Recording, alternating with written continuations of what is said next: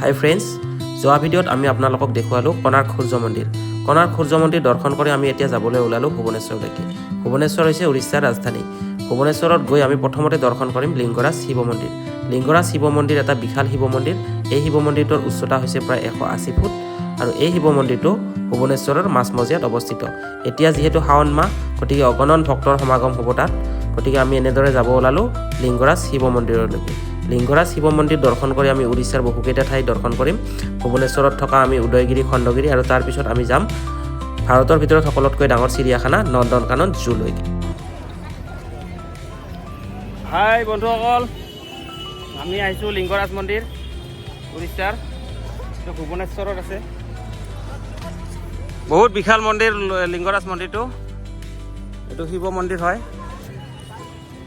এইটো লিংগৰাজ মন্দিৰ, অগণন ভক্ত, বহুত ডাঙৰ মন্দিৰ।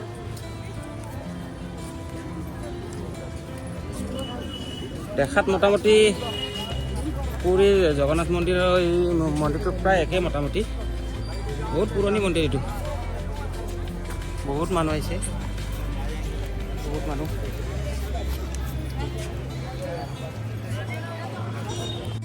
মন্দিৰৰ ভিতৰলৈ যিহেতু মোবাইল আৰু কেমেৰা নিব নিদিয়ে, গতিকে আমি আপোনালোকক মন্দিৰৰ ভিতৰভাগ দেখুৱাব নোৱাৰিলোঁ।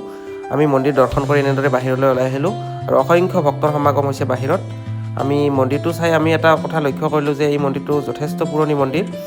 এই মন্দিৰটো ৰজাই বহু টকা পইচা খৰচ কৰি বনাইছিল আৰু ভুৱনেশ্বৰত থকা আচলতে এইটো এটা মুখ্য পৰ্যটন ক্ষেত্ৰ। আমি মন্দিৰটো দৰ্শন কৰি খুব ভাল লাগিল, কাৰণ শাওণ মাহ চলি আছিল। এই শাওণ মাহতে আমি ভোলে বাবাৰ দৰ্শন লাভ কৰিলোঁ। খুব ভাল লাগিল, মনটো পবিত্ৰ অনুভৱ কৰিলোঁ আৰু এনেদৰে এই মন্দিৰটো দৰ্শন কৰি আমি এতিয়া লাহেকৈ যাবলৈ ওলালোঁ উদয়গিৰি, খণ্ডগিৰি আৰু ধৱলগিৰিলৈকে। গতিকে চাওকচোন আপোনালোকে ভিডিঅ'টো।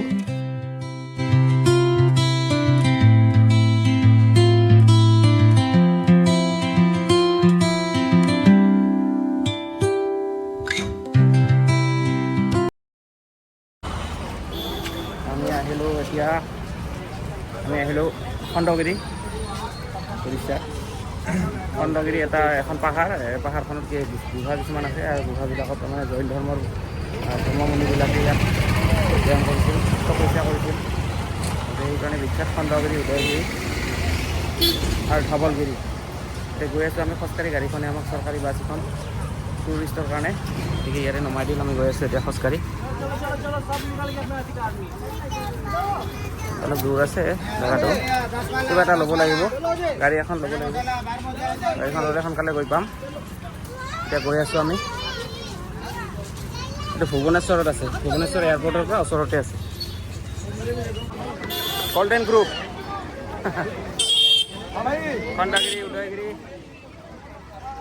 এইটো কি উদয়গিৰি নে খণ্ডগিৰি?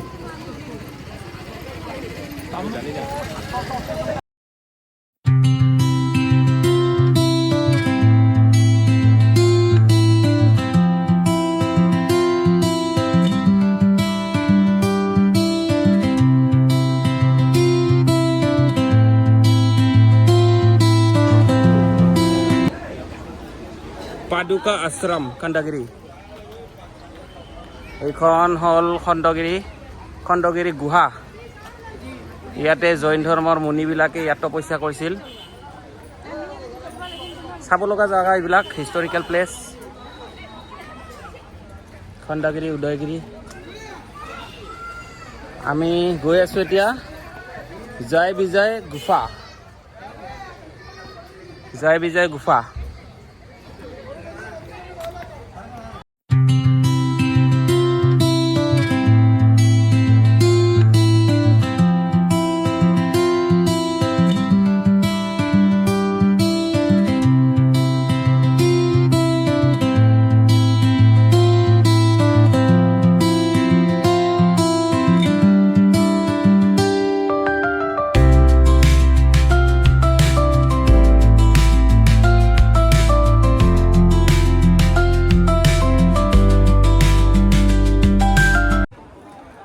আমি এতিয়া আছোঁ উৰিষ্যাৰ খণ্ডগিৰিত।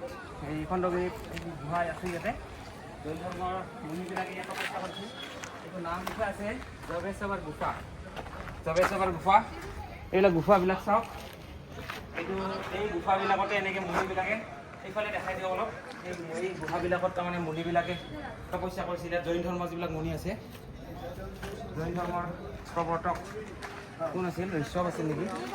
আৰু মহাবীৰ জৈন এজন জৈন মুনি আছিলে। তেনেকুৱা ধৰণৰ জৈন ধৰ্মৰ মুনিবিলাকে তপস্যা কৰিছিল। আৰু ওপৰত কি আছে চাওঁ সেইটো